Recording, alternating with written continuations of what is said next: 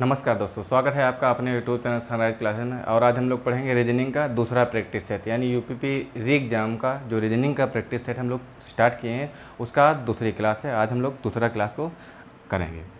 पहला क्वेश्चन है दूसरी क्लास का, लिखा है एक दिन शाम को दो मित्र ए और बी एक दूसरे के सम्मुख खड़े होकर बातें कर रहे थे। यदि ए की परछाई ठीक उसके बाईं ओर पड़ रही थी तो बी का मुख किस दिशा में होगा? उत्तर, दक्षिण, पूरब कि पश्चिम? हमने आपको परछाई वाले कंसेप्ट से बताया था। सबसे पहले तुमको देखना है कि सुबह के समय की बात हो रही कि शाम के समय की बात हो रही। तो इसमें कहा है कि शाम के समय की। शाम का समय, इसका मतलब सूर्य किस दिशा में निकल रहा होगा?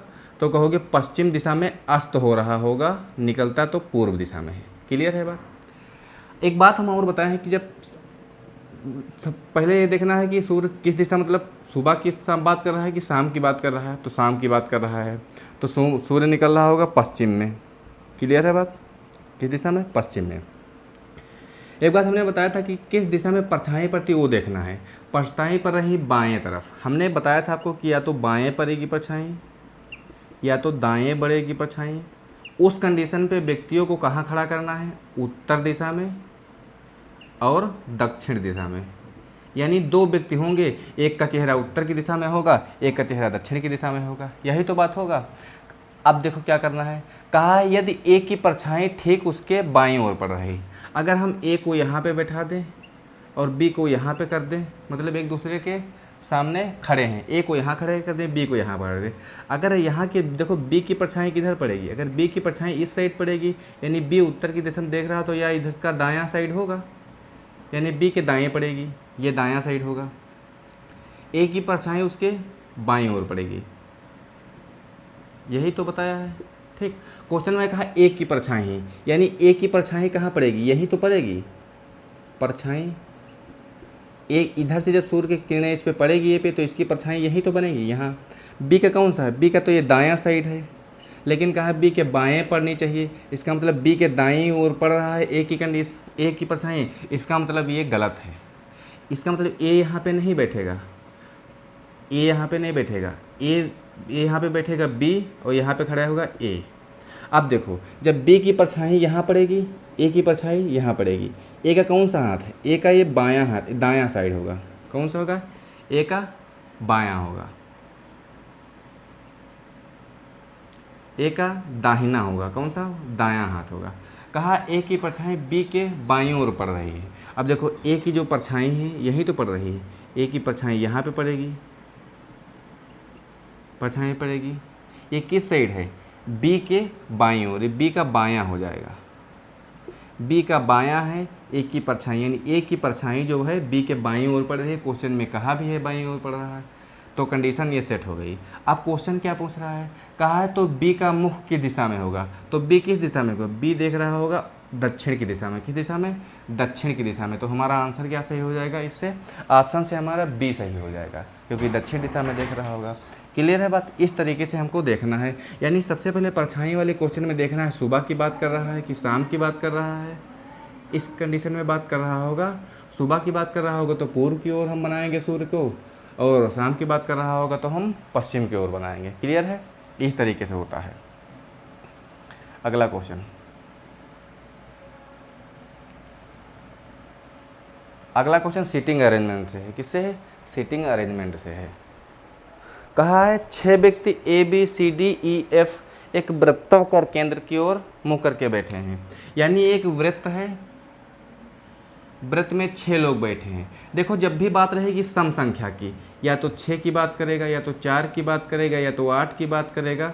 इस तरीके से जब बात करेगी तो हम आमने सामने बैठाएंगे।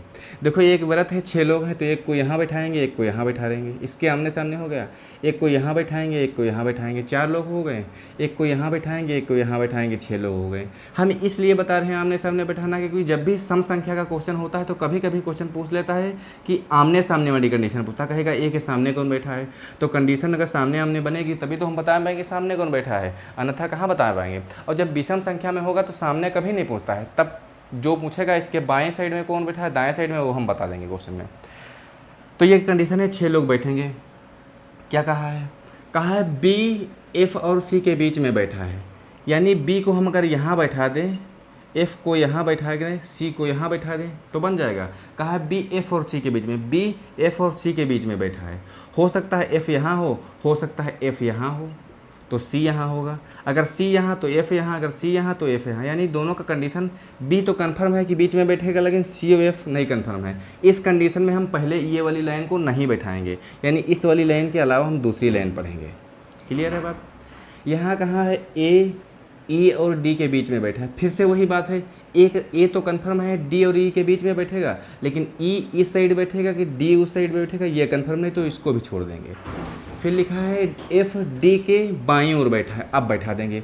देखो जहाँ पे लगा होता है के ठीक पहले जो लिखा होता है सबसे पहले उसको बैठाते हैं।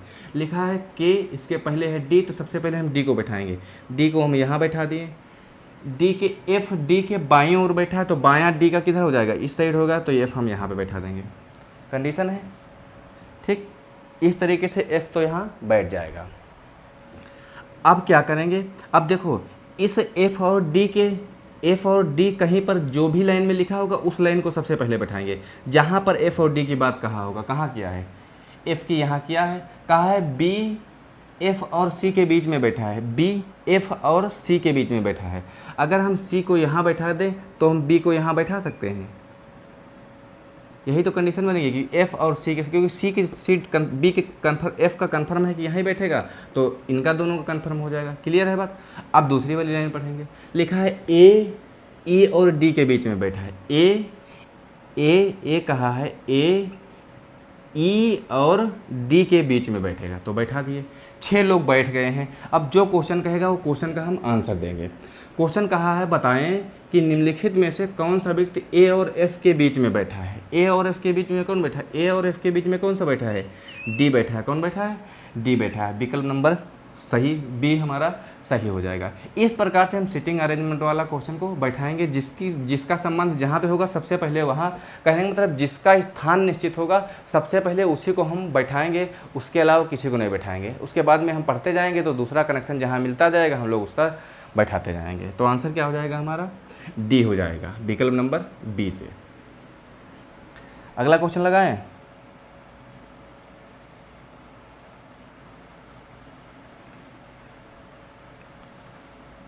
ये क्वेश्चन, अगला क्वेश्चन लिखा है निम्नलिखित में से कौन सा आरेख समाज, शिक्षक, छात्र के बीच संबंध बताता है। कौन सा संबंध। अब देखो इसमें समाज की बात कर रहा है, समाज की बात कर रहा है, समाज को बना दिए। ठीक, समाज के अंदर ही तो शिक्षक आते हैं और समाज के अंदर ही तो छात्र आते हैं। कौन आते हैं, छात्र आए। ये हो गया समाज, ये हो गया शिक्षक और छात्र। क्लियर है बात। तो हमारा आंसर कौन हो जाएगा, कौन हो जाएगा, बी नंबर हमारा आंसर होने वाला है। क्लियर है। इस तरीके से हम लोग डायग्राम को बनाएंगे। अगला क्वेश्चन ये रहा। क्वेश्चन कहा है ऊपर दिए गए आरेख में समांतर चतुर्भुज महिलाओं को दर्शाता है। कौन सा, समांतर जो चतुर्भुज है वो महिलाओं को दर्शाता है। त्रिभुज पुलिस उपनिरीक्षक को दर्शाता है, यानी त्रिभुज वाला जो है उपनिरीक्षक को दर्शाता है, पुलिस उपनिरीक्षक को दर्शाता है। फिर कहा वृत्त को दर्शाता है, वृत्त स्नातकों को दर्शाता है। कौन सी संख्या महिला स्नातक पुलिस के उपनिरीक्षक को दर्शाता है, यानी कौन सी संख्या होगी जो महिला के अंदर आएगी। सबसे पहली बात महिला के अंदर, फिर स्नातक के अंदर, फिर उप निरीक्षक पुलिस के अंदर आएगी। तीनों के अंदर कौन आएगा। तो सबसे पहली बात है जो तीनों के अंदर आएगा कौन सा होगा, तीनों के अंदर कौन सा संख्या होगी। तीनों के अंदर, त्रिभुज के अंदर भी हो, इसके भी अंदर हो, तो कौन सी होगी, यही तो तीन वो संख्या होगी जो स्नातक के अंदर आएगी, महिला के अंदर आएगी, पुलिस उपनिरीक्षक के अंदर आएगी। तो हमारा आंसर इस क्वेश्चन का क्या आंसर आ जाएगा, 3 ऐसी महिलाएं होंगी जो स्नातक भी होंगी और उपनिरीक्षक पुलिस भी होंगी। कितनी महिलाएं हैं, 3 ऐसी महिलाएं हैं, 3 ऐसी महिलाएं हैं जो स्नातक भी हैं, महिला भी हैं, पुलिस उपनिरीक्षक भी हैं, यानी 3 ही महिलाएं ऐसी हैं जो इसका सही आंसर होने वाला है। अगला क्वेश्चन ये रहा। पहले क्वेश्चन है, ऑप्शन बाद में हम लोग देखेंगे। क्लियर है बात। क्वेश्चन का है कथन सभी हंस पक्षी हैं। किसके बारे में बताया है, सभी हंस के बारे में बताया है कि सभी के सभी हंस जो हैं वो पक्षी हैं। तो पहले हंस बनाएंगे, ये हमारा हंस हो गया। सभी हंस पक्षी हैं तो पक्षी के अंदर आ जाएंगे, ये फिगर हम लोग बना दिए। ठीक, फिर आगे पढ़ेंगे। कहा कोई भी पक्षी पशु नहीं है, कोई भी पक्षी पशु नहीं है, तो पशु को हम लोग दूर बनाएंगे क्योंकि संबंध कोई नहीं कह रहा है तो कोई नहीं होगा। ठीक, इनका दूर रहेंगे। लिखा है कुछ पशु परिवहन है, कुछ पशु के बारे में बताया गया है कि कुछ पशु परिवहन है, ये हमारा क्वेश्चन बन जाएगा। ठीक, क्या बन जाएगा? क्वेश्चन बन जाएगा। अब हम लोग निष्कर्ष को देखेंगे और क्वेश्चन में मैच कराएंगे कौन सा निष्कर्ष सही बनता है।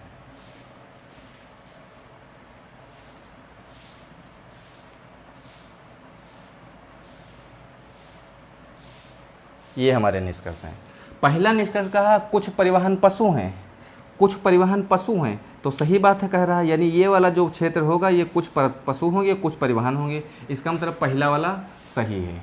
ठीक, दूसरा कहा कुछ हंस पशु हैं, हंस यहाँ है, पशु यहाँ है, कोई संपर्क नहीं है, इसलिए ये क्वेश्चन गलत हो जाएगा। फिर कहा थर्ड वाला कोई भी हंस पशु नहीं है, कोई भी हंस पशु नहीं है, इसका मतलब ये सही है भी नहीं, यहाँ भी नहीं, वहाँ भी नहीं कह रहा है, इसका मतलब सही है। कहा कुछ परिवहन हंस नहीं है, कुछ परिवहन हंस नहीं, जब सभी परिवहन हंस नहीं है तो कुछ भी नहीं हो गया, इसका मतलब ये भी सही है। इसमें कौन सा सही है? पहला और तीसरा और चौथा सही है। कौन सा? पहला, तीसरा और चौथा सही है। हमारा कौन सा सही हो जाएगा? विकल्प नंबर हमारा डी सही हो जाएगा। क्लियर है बात? इस तरीके से करेंगे, यानी जब भी इस तरह कथन निष्कर्ष वाले क्वेश्चन होंगे तो हम लोग फिगर के माध्यम से सबसे पहले उसको डिनोट कर लेंगे, उसके बाद में जो भी आंसर आएगा उसको हम आसानी से करेंगे।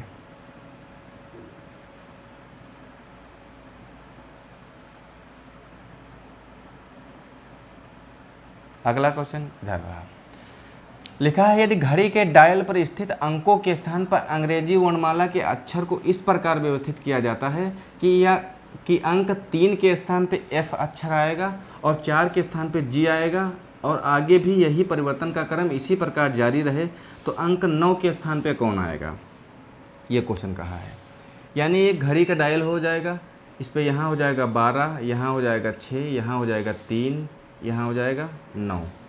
ठीक, यहाँ 1, यहाँ 2, 4, 5, 7, 8, 10, 11, यही तो एक घड़ी हो जाएगी।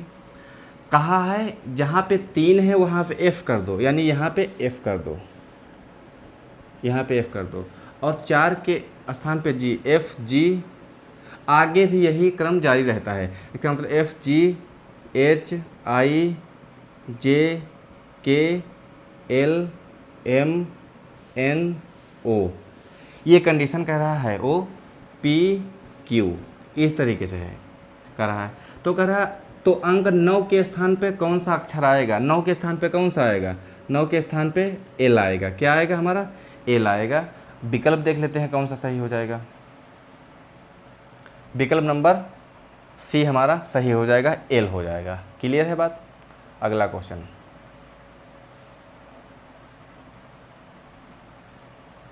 ये क्वेश्चन डाइस से दिया है, ओपन डाइस से। क्या कहा है? कहा है दिए गए प्रसार चित्र में घन या पासा बनाने पर वह दिए गए पासों में से किस विकल्प का दिखाई देगी, यानी कौन सा विकल्प सही दिखाई देगा। प्रश्न आकृति दिया गया है, यानी इससे इस वाले प्रश्न आकृति से कौन सा हमारा उत्तर सही होने वाला है ये बताया है। इससे इस वाली आकृति से कौन, इसको जब हम बंद करेंगे तो कौन सा पासा बनेगा, यही क्वेश्चन पूछ रहा है ओपन डाइस से। ओपन डाइस को जब हम लोग बंद कर देंगे तो उससे कौन सा सही पासा बन सकता है वो पूछा है। जब ये ओपन डाइस है, हम जब पढ़ा रहे थे ओपन डाइस को, इसको बता रहे थे हमारा कौन सा होगा, यानी ए के अपोजिट कौन सा होगा? डी हो जाएगा। ए के अपोजिट कौन सा होगा? ए के अपोजिट डी हो जाएगा।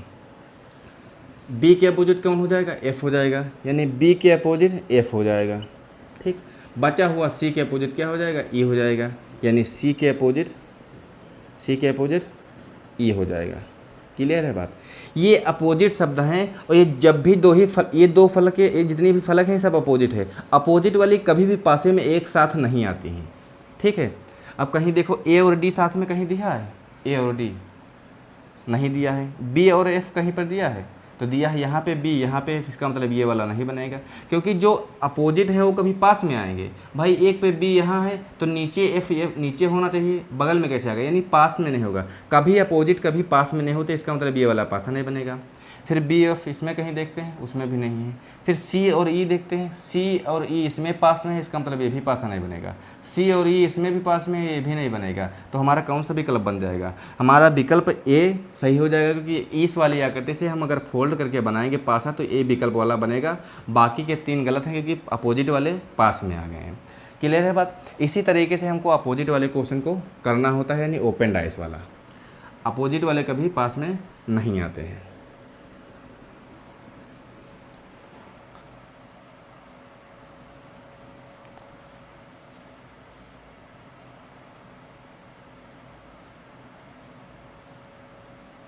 ये क्वेश्चन फिर से डाइस से है। किससे पूछा गया है, डाइस से पूछा गया है। क्वेश्चन कहा है नीचे एक ही पासा के 2 प्रारूपों को दर्शाया गया है, यानी नीचे एक ही पासा के 2 प्रारूपों को दर्शाया गया है। यदि इस पासा में 4 को ऊपर फलक पर कर दिया जाए, 4 को ऊपर फलक पर कर दिया जाए तो ऐसी स्थिति में निचले फलक पर कौन सा आएगा, यानी 4 की अपोजिट क्या होगा ये पूछा है। 4 के अपोजिट हमने बताया था कि 2 फलक कभी सेम होंगे तो उसको उठा के घड़ी की दिशा में चला देंगे। जैसे 1 हो जाएगा, 1 के बाद 2 आएगा, उसके बाद 3 आएगा, उसमें देखो 1 आएगा, फिर आएगा 6 आएगा, फिर आएगा 5 आएगा। ठीक, क्लियर है। अब देखो 1 का विपरीत क्या, 3 के विपरीत 5 होगा, 2 के विपरीत 6 होगा, 1 के विपरीत क्या होगा, 1 नहीं होगा। जो इसमें छूटा 6 ही अंक होते हैं, 4 छूटा है तो 1 को जब हम हटाएंगे 4 लिख देंगे तो 1 के विपरीत पे क्या हो जाएगा, 4 हो जाएगा। यानी 1 की कंडीशन पे हमारा क्या आ जाएगा, 4 आ जाएगा। इस प्रकार से हमारा आंसर क्या हो जाएगा, 1 आ जाएगा। 4 के विपरीत पूछा है, 4 के विपरीत पूछा है तो हमारा आंसर क्या आ जाएगा, 1 आ जाएगा। विकल्प नंबर ए सही हो जाएगा। फिर पूछा है एक सरल रेखाओं से, क्वेश्चन है सरल रेखा से। इस कहा निम्नलिखित आकृतियों में कितनी सरल रेखाएं हैं, उनको काउंट करना है। करो इसको, फिर बताते हैं।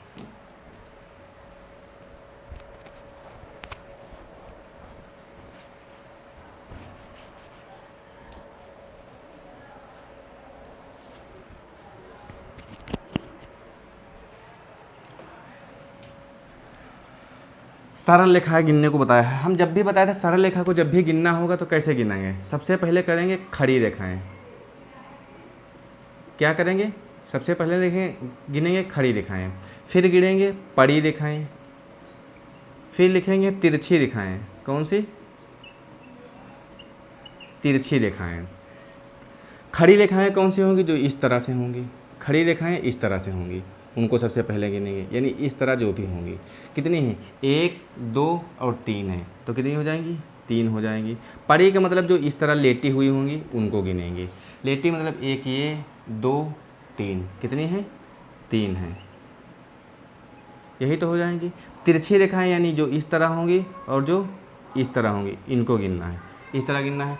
1 ये हो जाएगी, 2 ये हो जाएंगी, 1 ये 3 हो जाएंगी, 1 2 3, कितनी हो जाएंगी, 3 तो इस तरह हो जाएंगी। इस तरह टेढ़ी देखते हैं, 1 2 और 3, कितनी हो जाएंगी, 3 हो जाएगी। तो 3 3 6 3 9 3 12, कितनी हो जाएगी हमारी, 12 हमारा आंसर सही हो जाएगा विकल्प नंबर बी से।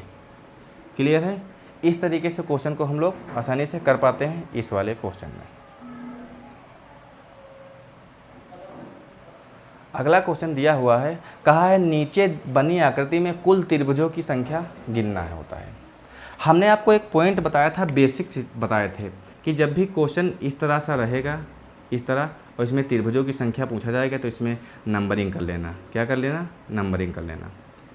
इसी तरह तो कहा था नंबरिंग 1 2 3 और 4, इसका मतलब जो बड़ी संख्या आएगा उसी को 2 गुना कर देना, यानी 8 इसमें निकलेंगे। तो तुमको यहाँ ये एक आकृति दिख रही है, यहाँ से क्या निकलेंगे, इस वाली आकृति से 8 निकल के आएंगे। एक और बात बताए थे, जब हमको इस तरह से कोई आकृति मिलेगी इस तरीके से तो इसमें 1 2 इन्हीं को जोड़ देना है, तो इसमें आकृति कितनी बनेगी, 3 बनेंगे। देखो एक यहाँ से आकृति मिल रही है तो यहाँ से कितना हो जाएगा, 3 हो जाएगा। यानी 8 और 3, 8 + 3, 8 ये हो गया, 3 ये हो गए। इधर देखो एक ये हो गया, एक ये हो गया, यानी 2 इधर हो गए, 2 इधर हो गए। अब देखो इधर इसको मिलाते हुए एक यहाँ से यहाँ तक बनेगा, बन जाएगा, एक यहाँ से यहाँ तक बनेगा, 2 इस साइड बनेंगे, 2 इस साइड बनेंगे, एक यहाँ से फिर एक यहाँ से, यानी 4 और हो जाएंगे। कितने हो जाएंगे? 4 और हो जाएंगे। तो कितने हो जाएंगे? 8 4 12, 12 5 17, कितने हो जाएंगे? 17 हो जाएंगे। तो इस क्वेश्चन का सही जवाब क्या हो जाएगा? इस आकृति में त्रिभुजों की संख्या कितनी हो जाएगी? 17 हो जाएगी। ये बेसिक आकृतियाँ हैं, इसी आकृतियों को इन्वेल्ड करके क्वेश्चन में आकृतियाँ बनाता है। क्लियर है दोस्तों? तो आंसर क्या हो जाएगा? 17 क्वेश्चन का आंसर हो जाएगा। अगला क्वेश्चन,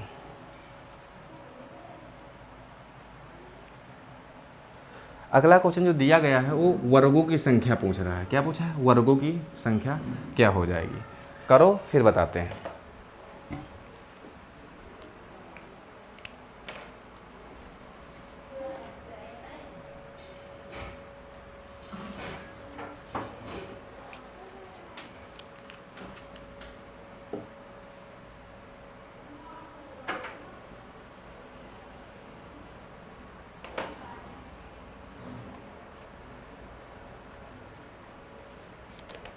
क्या पूछा है? वर्गों की संख्या पूछता है। देखो वर्गों की संख्या जब हम बताए थे निकालना क्या करेंगे, सबसे पहले इसमें नंबरिंग कर देंगे, ये 1 2 3 4, ठीक। इधर भी कर देंगे, एक इधर है, 2 3 4 5। क्या करेंगे? सबसे लास्ट वाली संख्या और इस संख्या का गुणा करेंगे, 5 गुणे 4, ठीक। इस तरह 5 को 20। इस तरह दोनों में एक एक कम करते करते जाएंगे। इसमें एक कम करेंगे 4 आएंगे, इसमें एक कम करेंगे 3 आएगा, कितना आएगा? 12 हो जाएगा। इसमें एक करेंगे 3, इसमें एक करेंगे 2, 6 हो जाएगा। इसमें एक करेंगे 2, इसमें एक करेंगे 1, 2 एक कम 2, जब तक कि किसी एक संख्या में 1 ना जाए, बस, ठीक। इतना करने के बाद इन सबको जोड़ लेना है। 6 और 2 8, 8 और 12 20, 20 और 20 कितना हो गया? 40। तो वर्गों की संख्या हमारे कितना आएगा? 40। यानी इनका इनका गुणा, फिर इनका इनका गुणा, फिर इनका इनका गुणा, फिर इनका इनका गुणा करके सबको योग कर लेना है, वही हमारा हो जाएगा। तो हमारे त्रिभुज वर्गों की संख्या हो जाएगी। तो इस फिगर से हमारे कितने वर्ग बनेंगे? 40 वर्ग बनेंगे। क्लियर है क्वेश्चन? अगला क्वेश्चन,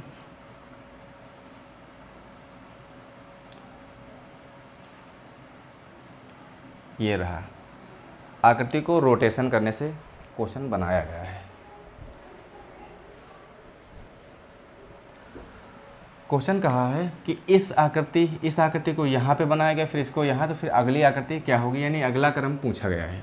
देखो इस आकृति को क्या किया गया है, इसको 45 डिग्री ऐसे रोटेट कर दिया गया है। तो ये वाला फिगर जो आया है, ये वाला फिगर 45 डिग्री करेंगे तो यहाँ पे आ जाएगा। फिर जब इसको यहाँ पे आ गया, इसको जब हम 45 डिग्री घुमाएंगे तो ये वाला फिगर यहाँ पे आ जाएगा, जो यहाँ पे आया हुआ, यहाँ पे आया था, उसके बाद यहाँ पे आ जाएगा। क्लियर है बात? अब जब 45 डिग्री करेंगे तो ये यहाँ पे आ जाएगा बीचों बीच में। क्लियर है? किसमें बीचों? इसमें तो है नहीं, ये गलत हो जाएगा। इसमें है नहीं, ये गलत हो जाएगा। इसमें बीचों बीच में नहीं, ऊपर है, ये गलत हो जाएगा। तो कौन सा सही हो जाएगा? हमारा विकल्प नंबर सी हमारा सही हो जाएगा। हमको क्या देखना है, इसमें रोटेशन कितने डिग्री का हो रहा है। इसमें 45 डिग्री का हर एक फिगर में हो रहा है। इससे 45 डिग्री यहाँ, फिर इससे 45 डिग्री यहाँ, तो इससे अगले 45 डिग्री होगा। तो विकल्प हमारा क्या सही हो जाएगा? सी नंबर सही हो जाएगा। क्लियर है? इसी तरीके से हम क्वेश्चन को आसानी से बना पाते हैं। अगला क्वेश्चन दिया है फिर से उसी आकृति से, उसी रोटेशन वाले फॉर्म से। देखो क्या करेंगे, इस आकृति से इस आकृति को बनाया गया तो क्या किया, ये अंदर वाली आकृति, पहले एक एक आकृति को देखो। इस अंदर वाली आकृति को 90 डिग्री बाएं घड़ी की दिशा में घुमाया गया, तो इस तरह हो जाएगी। इसको 90 डिग्री घड़ी की दिशा में घुमाएंगे तो ये आकृति बनेगी। इसको जब 90 डिग्री घड़ी की दिशा में घुमाएंगे तो एकदम इस तरह से आकृति बन जाएगी। किस तरह से? इस तरह से आकृति बनेगी। इस तरह किस में बनी है? सब में बनी है। तो इससे पता नहीं चल पाएगा। इस तरह आकृति सब में बनी है तो इससे पता नहीं चल पाएगा। इस आकृति से देखो इसमें 4 भुजाएं हैं, 1 2 3 4। इसमें देखो 1 2 3 4 5 6, यानी 2 भुजाएं प्लस कर दे रहा है। इसमें से 4 थी, 6 हो गई हैं। इसमें कितने हैं? 1 2 3। इसमें 3 है तो उसमें कितनी हो जाएंगी? 5 हो जाएंगी। तो 5 किस में है? इसमें तो 4 है, ये गलत हो जाएगा। इसमें कितनी है? 5 हैं, देखते हैं। इसमें 6 है, ये गलत, उसमें भी 8 है, इसमें तो 8 है, ये भी गलत, यही हो जाएगा विकल्प नंबर बी हमारा सही हो जाएगा। 3 से 5 आकृति होंगे, बीच वाला ये इसी में हो जाएगा। क्लियर है? तो हमारा आंसर क्या हो जाएगा? विकल्प नंबर बी हमारा आंसर हो जाएगा।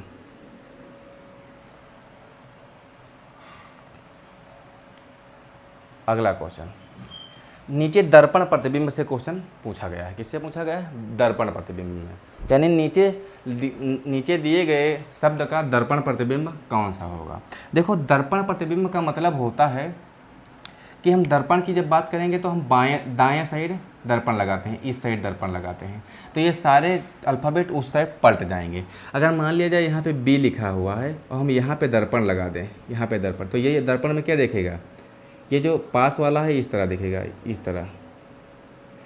अगर मान लिया जाए ई लिख दिया जाए और दर्पण यहाँ लगा दिया जाए तो किस तरह बनेगा? उल्टा हो जाएगा, इस साइड पलट जाता है, तो पूरे अल्फ़ाबेट इस तरह पलट जाएंगे। यानी इस वाले मिरर के पहले क्या हो जाएगा? जी हो जाएगा। जी किसमें किसमें है? इसमें भी है, इसमें भी, इसमें भी, इसमें जी नहीं है, ये ऑप्शन ऐसे गलत हो जाएगा। अब इसमें यही देखना होगा कि सारे वर्ड देखो पलटे हैं कि नहीं पलटे हैं, उस तरफ बाएं साइड यानी दाएं साइड। इसमें देखो आर, देखो इस तरह है तो ये आर उस साइड होगा, है। जिस तरह आर ये बना है इसी तरह अगर आर सही सीधा सीधा कहीं बना होगा तो गलत हो जाएगा, क्योंकि दर्पण में तो पलट जाएगा। आर हमारा किस तरह हो जाएगा? इस तरह हो जाएगा, इस तरह। अगर आर इसी तरह सीधा कहीं मिलेगा तो ऑप्शन गलत हो जाएगा। इसमें देखो आर सीधा है, ये ऑप्शन गलत हो जाएगा। इसमें देखो इसमें भी आर सीधा है, ये भी ऑप्शन गलत हो जाएगा। तो हमारा आंसर कौन सा सही हो जाएगा? विकल्प नंबर ए हमारा सही हो जाएगा। यानी दर्पण प्रतिबिंब की बात करेगा तो हमको उधर पलट देना है दाएं साइड में, और सारे अक्षर दाईं तरफ पलट जाएंगे, ये होगा। कोई भी अक्षर अगर प्रश्न में ऑप्शन में सीधा सीधा दिखा है तो वो आंसर गलत हो जाएगा। बशर्ते ये है कि ओ हमेशा सीधा रहता है, एम हमेशा सीधा रहता है, ए हमेशा सीधा रहता है, ठीक, एच हमेशा सीधा रहता है, आई हमेशा सीधा रहता है। ये वर्ण हैं कुछ सीधे रहते हैं, लेकिन दर्पण प्रतिबिंब में, ये जल प्रतिबिंब में ये भी पलट जाते हैं। क्लियर है बात? तो ये बात याद रखेंगे। तो आंसर क्या हो जाएगा हमारा? ए आंसर सही हो जाएगा। अगला क्वेश्चन फिर कहा है दर्पण प्रतिबिंब से, लेकिन दर्पण इस बार लगाया किस साइड है? बाएं साइड। इसका मतलब ये पूरी आकृति पलटेगी, इस साइड पलटेगी। क्लियर है बात? जब ये पूरी की आकृति इस साइड पलटेगी तो ये वाला जो होगा, ये वाला ये इस साइड आ जाएगा। यानी जो फिगर बनेगा हमारा, फिगर किस तरह बनेगा? यहाँ पे कुछ बनेगा फिगर इस तरह, ठीक। यहाँ पे ये सर्किल बनेगा, इस तरह सर्किल बनेगा। इधर हो जाएगा ये गोल वाला, इधर हो जाएगा पतला वाला जिसमें कुछ नहीं दिखा है, इसमें ये हो जाएगा, इसमें ये हल्का लंबा वाला हो जाएगा। इस तरह आकृति कहीं बनी, इधर देखो गोल है, इधर छोटा है, ये गलत हो जाएगा, ये भी गलत हो जाएगा। वो दोनों में से इसमें देखो जगह है थोड़ी, इसमें जगह है, इसमें नहीं है, इसका मतलब ये वाला सही हो जाएगा, ये हमारा गलत हो जाएगा। इस प्रकार से हम दर्पण प्रतिबिंब वाले क्वेश्चन को आसानी से बना पाते हैं। तो ऑप्शन से हमारा विकल्प सी इस प्रश्न का सही जवाब हो जाएगा। अगला क्वेश्चन ये रहा, पेपर कटिंग फोल्डिंग से है। देखो क्वेश्चन कहा है यहाँ से डॉट डॉट जहाँ से किया गया ये प्रश्न आकृति है, इसको जब इस साइड मोड़ा जाता है या इसको जब इस साइड मोड़ा जाता है तो कौन सी आकृति बनेगी? क्लियर है बात?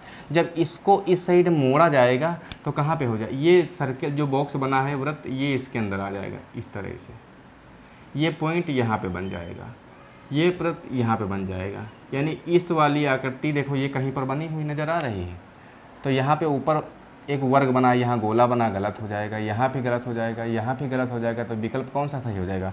विकल्प हमारा सी सही हो जाएगा, क्योंकि सी में तो दिया गया है, एक ऊपर वर्ग दिया गया है, उसके अंदर एक डॉट बना हुआ है। क्लियर है बात? इस तरीके से क्वेश्चन हम आसानी से कर पाते हैं, इसमें कोई दम होता नहीं है, नॉर्मल बात होती है, एकदम आसानी से क्वेश्चन कर ले जाते हैं। अगला क्वेश्चन दिया गया फिर पेपर फोल्डिंग कटिंग से, इसको इधर मोड़ा जाता है तो ये बन जाता है, फिर इसको इधर मोड़ा जाता है तो ये बन जाता है। अब कह रहा है इसको खोलना है। जब इसको खोलोगे ऊपर की तरफ तो ये वाली आकृति यहाँ पे है, इससे थोड़ा दूर है तो इससे यहाँ थोड़ा दूर पे यहाँ पे बन जाएगी। ये आकृति यहीं पे है तो इस तरह यहाँ पे बन जाएगी, इस तरह बन जाएगी। क्लियर है? देखो कहीं आधे की इस साइड में ये आकृति बनी है, इसमें बनी है, इसमें नहीं बनी क्योंकि एक साइड बनी है, इधर नहीं बनी है, ये विकल्प गलत हो जाएगा। इसमें बने हैं, लेकिन जब इसको उधर साइड खोलोगे तो यहाँ पे एक सर्किल और आएगा, यहाँ पे हो जाएगा, ये भी यहाँ पे बन जाएगा। क्या इसमें बना है? सही बना है, इसमें बना, सब में बना है। इसको जब खोलोगे तो यहाँ पे ये आकृति इसके बगल में यहाँ पे बन जाएगी, यहाँ पे बन जाएगी, इस तरह आकृति कहीं पर बन नहीं हुई है। यहाँ बना है, विकल्प नंबर सी में बनी, इसमें उल्टा दोनों बनी, इसमें सही बनी, इधर वाली बनी ही गलत। इसका मतलब विकल्प हमारा क्या हो जाएगा, सी हमारा विकल्प सही हो जाएगा। क्लियर है? इस तरीके से हम क्वेश्चन को आसानी से बना पाते हैं।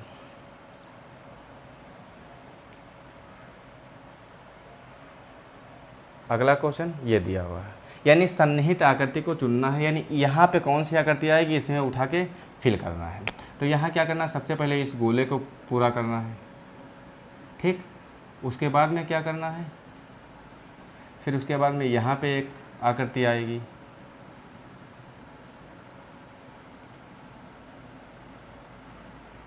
ऐसी आकृति कहीं पर दिया गया है तो कहोगे हाँ दिया है, यही तो है, विकल्प नंबर ए में दिया गया है। क्लियर है? किस प्रकार से दिया गया है, विकल्प नंबर ए में दिया गया है। तो हमारा आंसर क्या हो जाएगा, विकल्प से ए सही हो जाएगा। अगला क्वेश्चन और आज की क्लास का आखिरी क्वेश्चन, एक क्वेश्चन या दो क्वेश्चन इस वाले इससे सेम इसी क्वेश्चन से इस बार यूपीपी के री एग्जाम में उसमें जो हुए थे, जो पेपर लीक हो गया उसमें पूछा गया था। डिट्टो क्वेश्चन इसी को पूछा गया था कि ये आकृति कहाँ सन्निहित है। तो देखो क्या करना है, ये इसमें देखो ये बड़ी वाली आकृति है, यहाँ पे अगर हम लगा दें तो बन जाएगी। क्लियर है बात? ये छोटी आकृति यहाँ पे लगा देंगे तो बन जाएगी, लेकिन ये दोनों आकृति में से एक तो यहाँ पे बन जाएगी ये वाली, लेकिन एक कहाँ पे बनेगी, ये टेढ़ी है, ये बन नहीं पाएगी। इसका मतलब ये वाला विकल्प गलत हो जाएगा। अगला विकल्प देखेंगे, इसमें ये आकृतियों को जोड़ के ये आकृति बना देंगे, इससे ये वाली आकृति बन जाएगी, इससे ये वाली आकृति बन जाएगी, ये वाली आकृति इसमें है नहीं, इसका मतलब ये भी गलत हो जाएगा। इस वाले इसमें देखेंगे, इससे ये दोनों आकृतियाँ बन जाएगी, इस वाले से ये वाली आकृति बन जाएगी, इससे इस वाले से ये वाली आकृति बन जाएगी, इधर साइड में ये नहीं बन पाएगी, इसका मतलब ये भी सही। तो हमारा विकल्प कौन सा सही हो जाएगा, विकल्प नंबर डी सही हो जाएगा। ये दोस्तों रहे आज का प्रैक्टिस सेट यानी दूसरा प्रैक्टिस सेट। जो बच्चे चैनल पर नए हैं कृपया चैनल को सब्सक्राइब कर लेंगे और बेल आइकन प्रेस कर देंगे ताकि जो भी नई वीडियो का नोटिफिकेशन आप तक के टाइम तक पहुँचते रहें। मिलते हैं कल की क्लास में तीसरे नंबर प्रैक्टिस सेट के साथ। थैंक यू दोस्तों।